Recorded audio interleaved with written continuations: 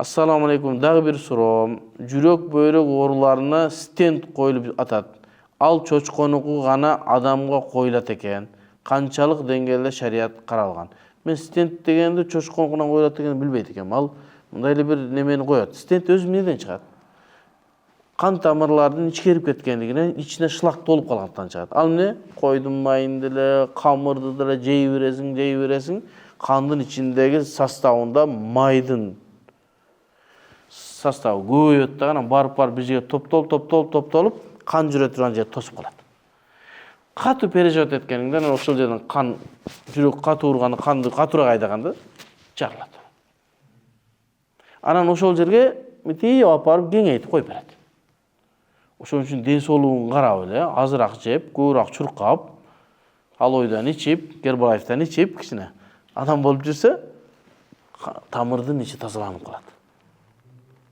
Анан кийин калганын Аллахтага тапшырасың. Эми стент коюлгандар чочконук экендигин мен билбейм. Мен медик эмесмин.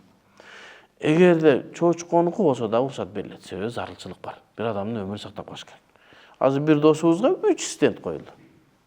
Жаш эле бала 41, 42, 43-тө. 3 стент коюлду.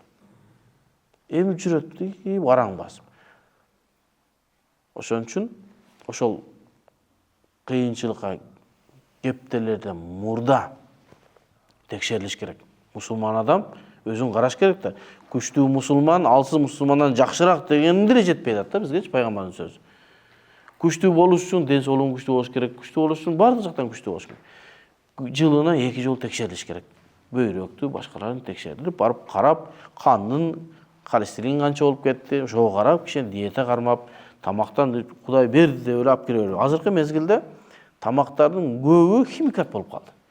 Эт сатып алып атасың, этиңде да проблема бар. Помидор жейсиң, бар. Наның Кудай берди. Ошон үчүн ушундай азыркы биздин заманда адамдар өзүнүн ден соолугуна көңүл буруш керек дагы, атайын жерлерге барып, эмне? Табигый жол менен тазалаш керек.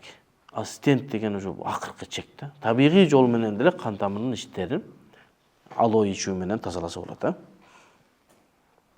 Assalamu alaikum.